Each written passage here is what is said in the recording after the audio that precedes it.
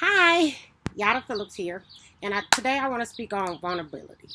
So last week I had the first time in my whole, I don't know, it's been a while, but I am a person that do not watch reality TV.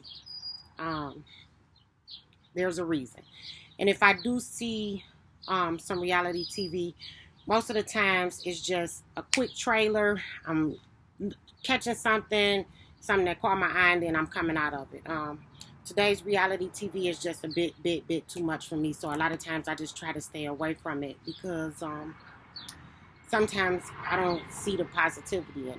Well, anyway, so speeding things up. Last week I watched the Salt and Pepper SWV um, um, reality TV. My grandmother was in there and she happened to have it on. My grandmother's 89 years old and I take care of my grandmother.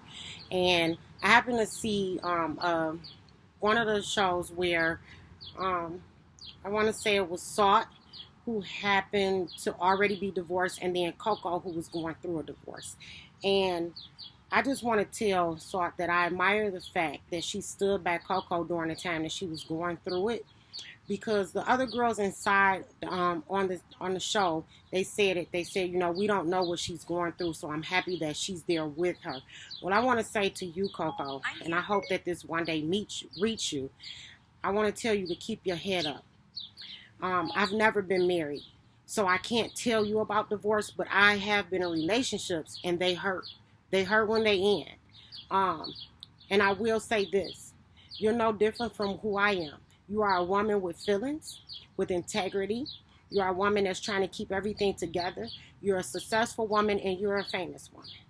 And for you to put your vulnerability out there in the TV land like you did, I take my hat off to you.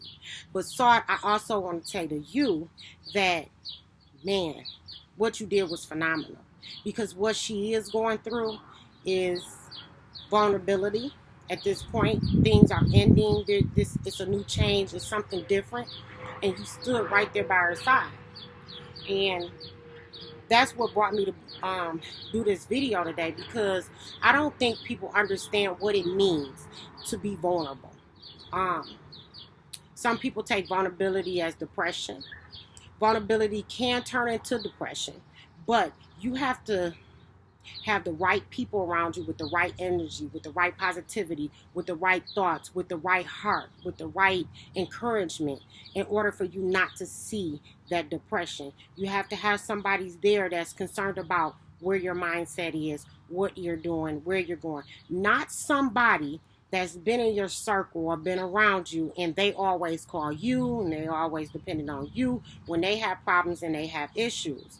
I found that in my own self. I am one of the friends to everyone where when they're going through something, they can pick the phone up and call me and we'll have the most positive impact conversation that it changes the way they think, the way they look at things, the way they go about doing things. And their vulnerability then turns into this amazing strength and amazing energy to where they are now no longer in that stage of vulnerability.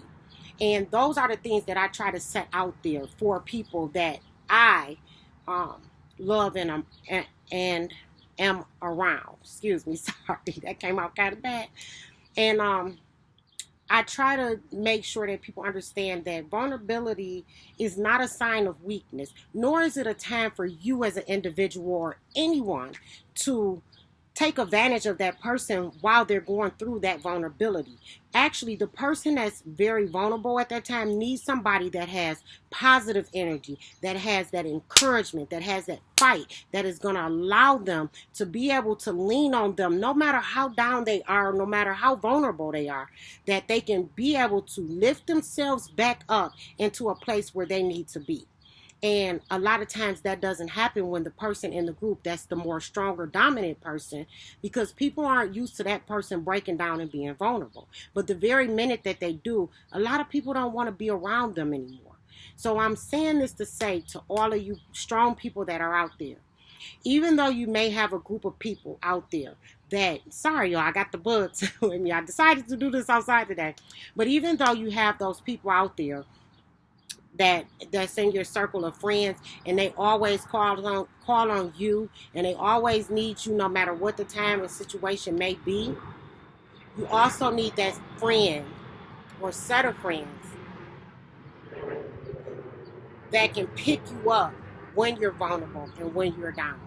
I've experienced some things where I actually walked away from some people because during the time that I need them, the one time in my life, and I mean the one time in my life that I needed them, they couldn't even be strong enough for me.